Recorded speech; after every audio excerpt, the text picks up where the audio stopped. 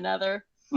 Um, but anyway, thank you for joining our session today.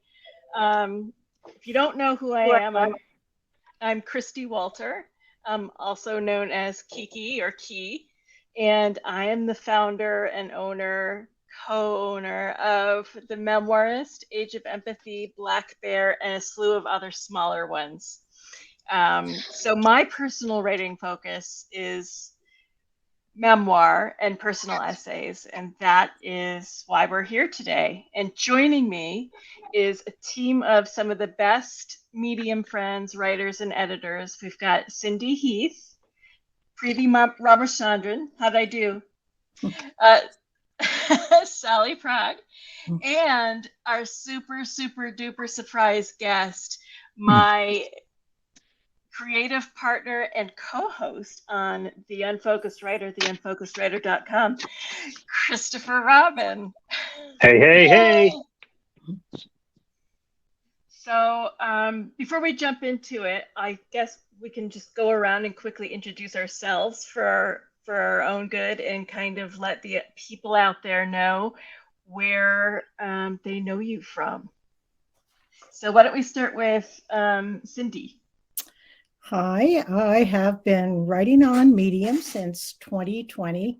I've been writing full time since about 2016, mainly as a ghostwriter for business owners, write articles for them. So Medium was kind of a jump because it was one of the first times I started writing under my own name. So I understand people's reluctance and the difficulty to get in there and write your own stories. But I love Medium and meeting a lot of the great writers there. I've been working on my own memoir for, I hate to say, almost 4 years, but it's been a tremendous experience, even if I never get the book finished. And I'm a big supporter of the genre of memoir. How about P? Hey everyone, I'm Preeti Ramachandran. I've been writing from when I was a kid, I feel like, so it's probably over 30 years.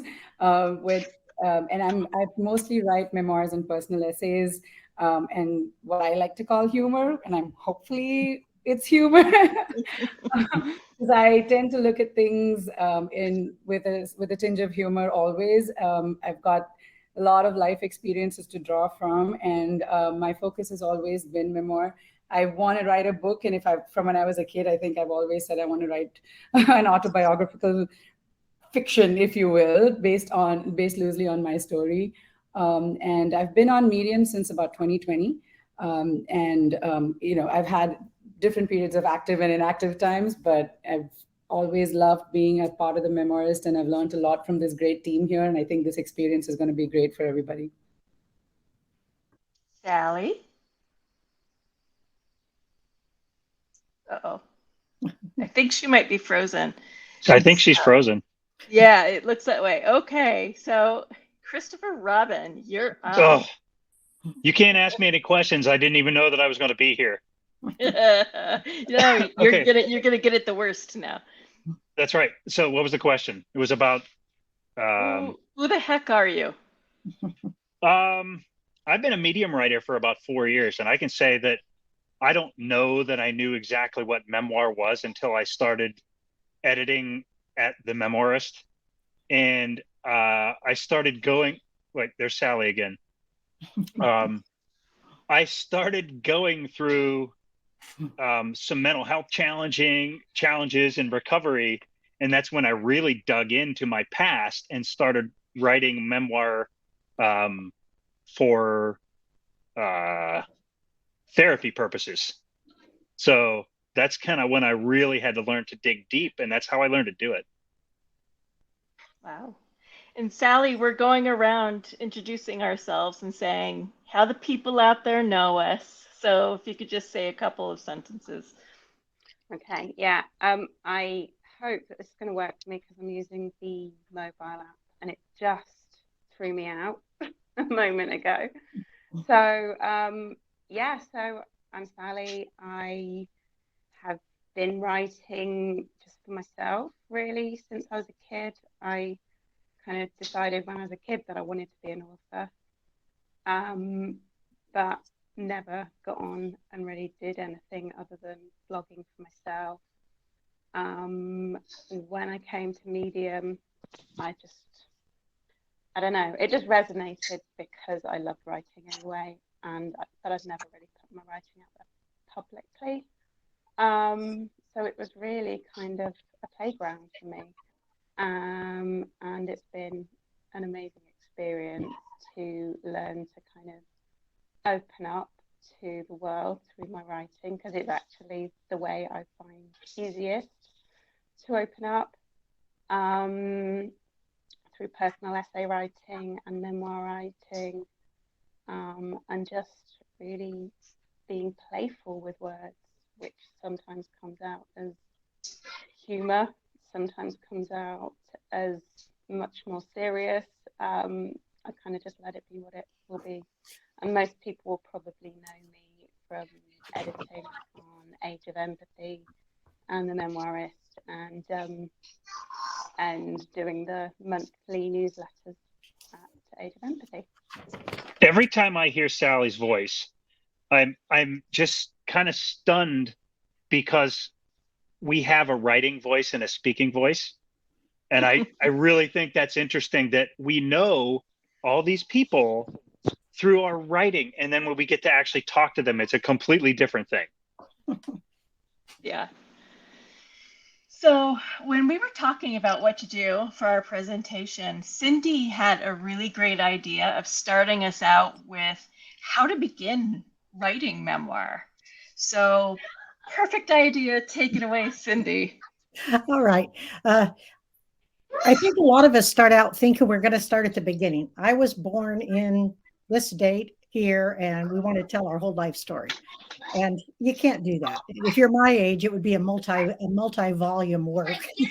So I learned that you have to focus on specific memories or specific times or events or something like that. So one suggestion I heard in a workshop that worked for me was to start out by writing a list of 100 memories. So just sit down sometime when you've got a cup of tea and some time to relax, and just write down 100 things that come to mind. No order, doesn't matter. Good memories, sad memories, anything. Kind of focus a little bit on your senses. Like, what are smells you remember, sounds you remember, places you remember. So think of seeing, hearing, smelling, feeling, those kinds of things, and just make a big list. And then maybe put it aside for a little while and come back and circle 10 that are the most powerful to you. Not necessarily that they're traumatic, but they take you somewhere. And start out by just writing down. It could be 100 words, 1,000 words. Just write till you feel like you've got it all out. You're not writing for publication at this point. You're just exploring memories. And you may do that till you have 20, 30. You can go back. You can add to your list.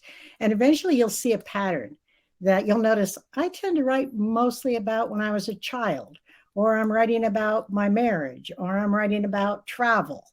And that will begin to point you to a direction that you might start with. And then from there, you can start shaping those, which is one reason I love the Memoirist and Medium, into short essays. So don't, even if you think you'd like to write a book, don't start out trying to outline a book. It's too much. And the memories that you start with may not be where you want to go with your book anyway. And this is a great opportunity to see which of your stories resonate with the audience. There's a low barrier to entry on Medium. You can sign up. You can ask to be a writer on the Memoirist, be approved, and submit following the guidelines. Please do read the guidelines that Christy has so carefully written. And we'll work with you the best we can. But you can get started. See what seems to work for you and what works for the readers, because it's a really great way to get feedback. And unless you're writing a journal, someday you want to share what you write. So this is a great way to get started, I think. Great. Thank you so much, Cindy. You're welcome. So I think also when you're starting out with writing memoir or personal essay, it's really, really important to know what the difference is. And that is probably, we get asked that a lot. What's the difference? And we also find that people are just unsure. We have one really great publication for memoir and one really great publication for personal essays. So I guess it might be fun to put the panelists on the spot and see how you guys interpret the difference. What is a memoir and what is a personal essay? I can take a stab at that. So currently I'm traveling. I'm out in Nashville trying to help a cousin out with getting ready for college. And for me, travel has always been about eye-opening experiences because you're traveling to a new city, you're trying to learn the local ways, the local roads. It's within the US, so right now there's not much of a language or a cultural difference, but that's also what you experience when you travel. And if I were to write about that and how traveling in general really helps me with, either taking a step back or learning something new, that would be a personal essay to me. However, if this specific trip to Nashville was just a game changer for me in my life, or for whatever reasons, right? It doesn't have to be pivotal, but if it has something that really, really affected me or changed the course of my life, or in a good or bad way, and it stays in my mind, and for whenever I think back at it, I can remember vivid images of what happened. I can remember where I was, how I was, who was around me. That's a great source for building a memoir on, or an essay on it, right? And so for me, the primary distinction is, in my head, I always think about writing a memoir essay as one, like taking one episode out of the million episodes in your life and focusing on that and really talking about how that moment inspired your life, and how it actually affected you, what you felt. Versus a personal essay could be a broader theme that you can talk about, and still from a personal lens, because my experiences will show in what I write. So, Chris, what do you think? Okay, so this is something we tackle all the time because they cross over a lot. There's a lot of similarities, but a memoir to me specifically takes you to a specific moment in time in the writer's life. An essay can kind of be more along the lines of editorial or opinion or something like that, but an memoir is specifically about the author's point of view, the author's opinions, the author's feelings, in one moment in time. That's the best way that I've always been able to tell the difference. Yeah. So you see a lot of personal essays. What, if in the age of empathy, what do you see as the most significant point of an essay? Like what makes an essay a good essay? Reflection, exploration. So I think, it could be something that maybe going on in your life at the moment, or something that you are thinking about at the moment that you kind of, you want to explore. You want to explore through your writing, through a structured essay. Obviously, you can reflect in a journal. That's not the point of an essay. You want to kind of have a thread, an opening thread that takes the reader on a journey through your explorations and your thoughts. And yeah, as Preeti says, it can be, something that's happening or something that's occurred to you at the moment, or it could be using a moment from your life, from your past. But the difference between that and a memoir to me is that a memoir seeks to kind of interpret what has happened, the life event that you are sharing, and the lessons that you've learned. Whereas the essay doesn't need to sort of interpret, it just literally explores. Hey, Dana had a good point. Did you see Dana's point in the chat? Yeah. Yeah. A first person recounting where a personal essay is typically third person. I guess that could be mostly true. Mhm. Doesn't have to be, though. I really love what Stephanie Wilson said. Maybe wondering versus remembering. And that almost seems to really wrap it up right there in a nice short phrase. Mhm. So I like that. And I think even whether I'm writing an essay or a memoir, even the inspiration, where my inspiration comes from is slightly different, because personal essays are more opinion or wondering, or, you know, that's right. A good personal essay doesn't have to provide answers, but it has to ask some questions. That is great. In terms of inspiration, I like to write about finding inspiration a lot, or come up with prompts, just because we all have had moments of being blocked. So what are some good ways to find inspiration for writing your memoirs and personal essays? I know for me, sense memory is number one, and that's what I always talk about. For me, I mean, it could be anything from touch, smell, visual, sound. So for me personally, what I do when I need a push in the creative side of things, I will go to music. Music has always been a big part of my life. So I will either put a song on loop that, you know, and listen to it over and over and over again as I'm writing, because that song kickstarts a spot in time. It was a big part of that time. Or I'll put on some music, a playlist or whatever, and just not think about a thing and just start writing. And sometimes the inspiration will come out of there.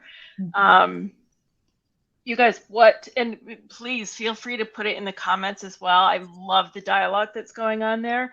How do you find inspiration?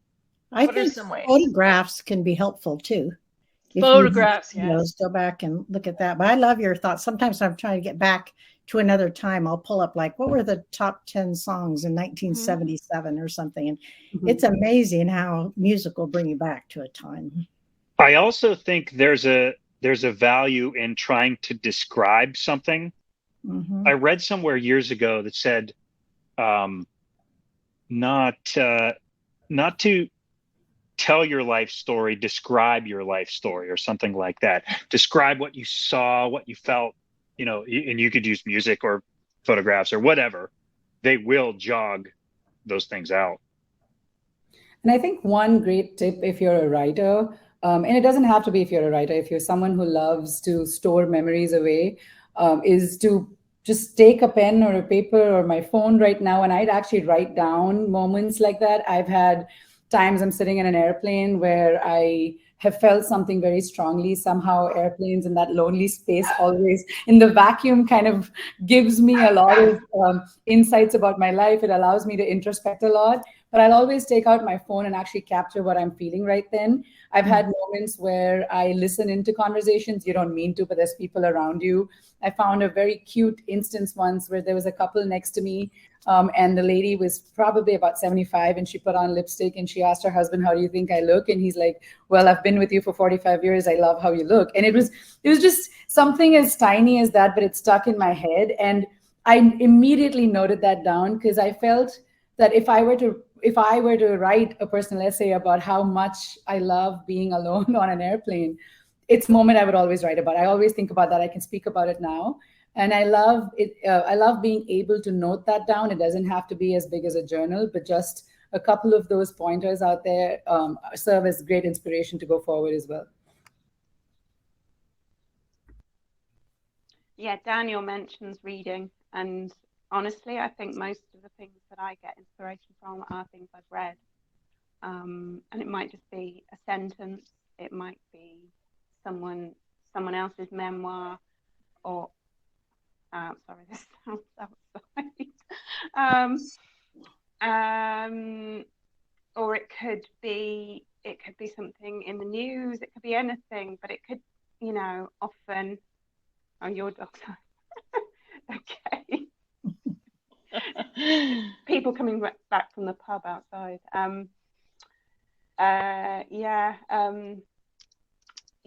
So often it'll trigger a memory or a thought or something that maybe I've even been trying to put into words for a while, and it suddenly, I read something and it triggers exactly what I want to say about a particular topic, or so reading for me is probably the biggest thing.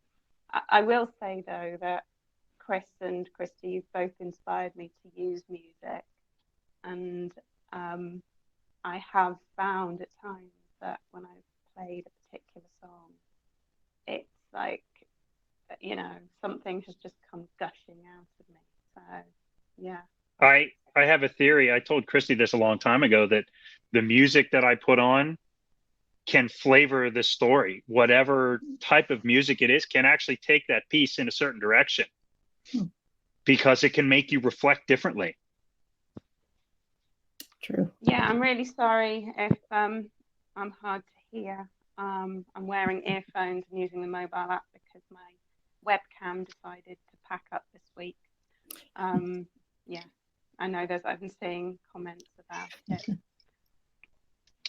I loved what Cindy said about photographs. I have a ton of family photographs, and I kind of hoarded them all over the years.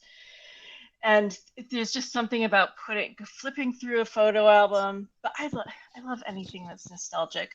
But flipping through a photo album and then all of a sudden having just something, oh my God, I remember that time. I love that. And I love including my own personal photos in my writing as well. And I'm a sucker for that when anyone else does it. Cindy does that. She has a million photos as well. I think we should probably do a little Q&A. Yes. Let's do it. What do you guys think? Let's do it.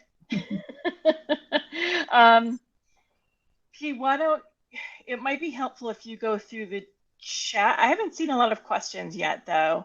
I know Q&A wasn't really working properly. I think I have to announce this, confirm. Throughout the day, it might be working now, but they were recommending doing questions in chat. So, yeah, I did open it up when we about 5 minutes into us starting, but nothing's coming through the Q&A. Maybe, like you said, because it's not working. But feel free to put it in chat. I think we should put it in chat. Mm-hmm. Yeah. Or if we don't have questions, we could also each say one thing that we would like to say to potential writers, like one piece of advice or something like that. Right. I don't know what that was. Any questions? I do have filler questions if I need to fall into my bag of tricks. I see Gentry wrote a thing in there that said writing down one memory for each year of your life will generate a ton of ideas. That's absolutely true. That's it. Oh, Bob. I'd like. Of course, Bob's got the good questions and the good prompts, even for this. I'd like you to all address memory and anecdote, story. So how a memory becomes a memoir versus an anecdote becomes a story. I'm reading it as that, like that. Mm-hmm. Is that your question, Bob? Feel free to just put a yes or no in the chat, and then we can. The difference between memory and memoir. Yeah. The difference to me comes down to, I think Sally mentioned the word reflection. I want to see a change or a questioning, and you don't always have the answer. But one thing I love about Marion Roach Smith is she teaches what she calls the algorithm. It's about what you learn from what you went through as told in an essay or told in a book or something like that. And it doesn't mean you have it all together at the end. It could be, I went through all this and I learned this, but I still have a heck of a lot of questions.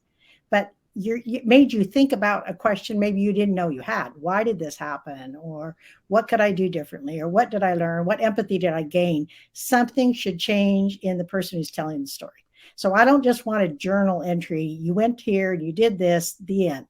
That's just a memory. So you've got to tell us something more that we can kind of identify with. We'll go, yeah, I know what you mean. I haven't exactly been Something relatable. Right. I felt what you're feeling.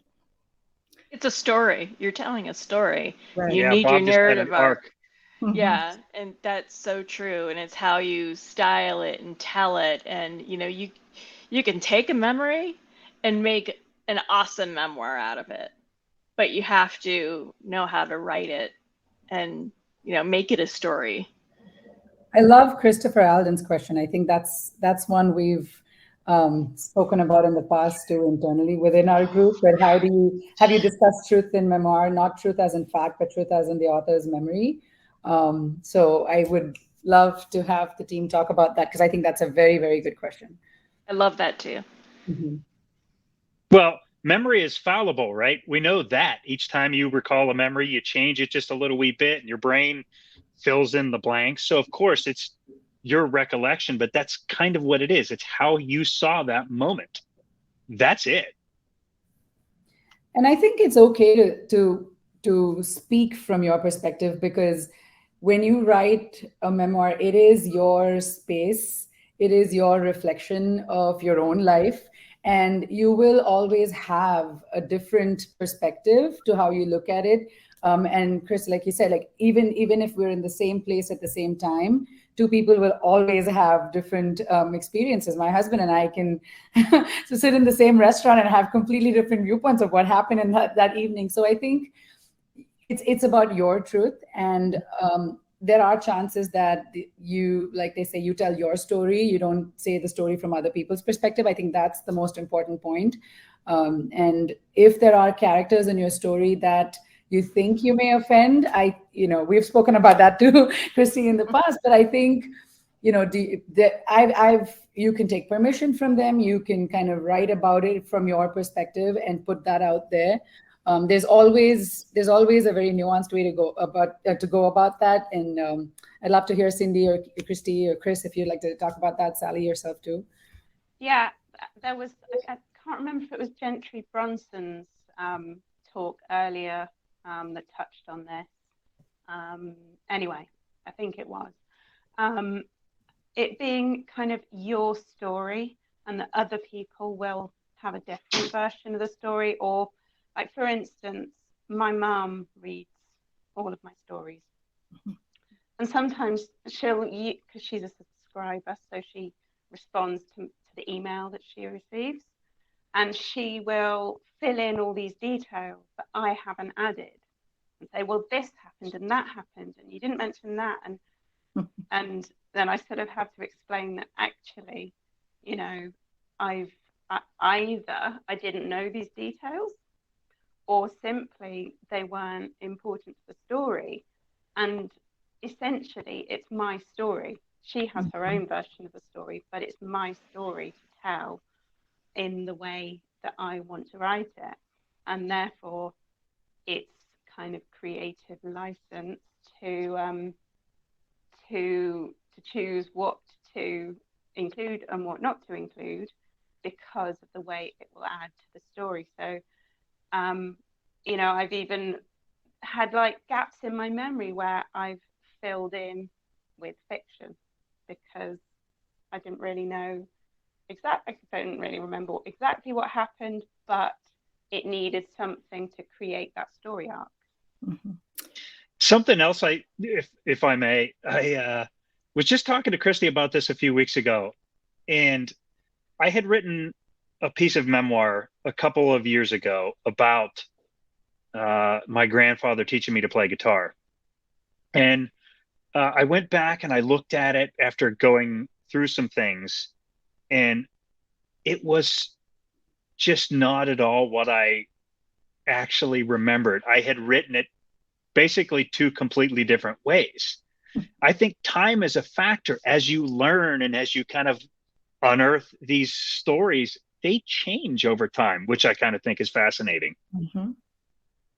Another thing to remember is this is called creative nonfiction. Sometimes I talk to people who present stories and they're afraid to add dialogue because they're like, how do I remember exactly what was said 10 years ago? But you remember kind of how your dad spoke, and you're not saying you didn't have a tape recorder. So it's okay to do that. You can do your best, enable your best memory of the event. It doesn't have to be a video camera representation. Right. And I think that's kind of what I mean. Like that story changed in my perspective changed in 2 years since I wrote it. So, I mean, it's essentially two different stories now. Mm-hmm. Yeah. Well, I think we've gone over. I can't believe how short this was. Yeah.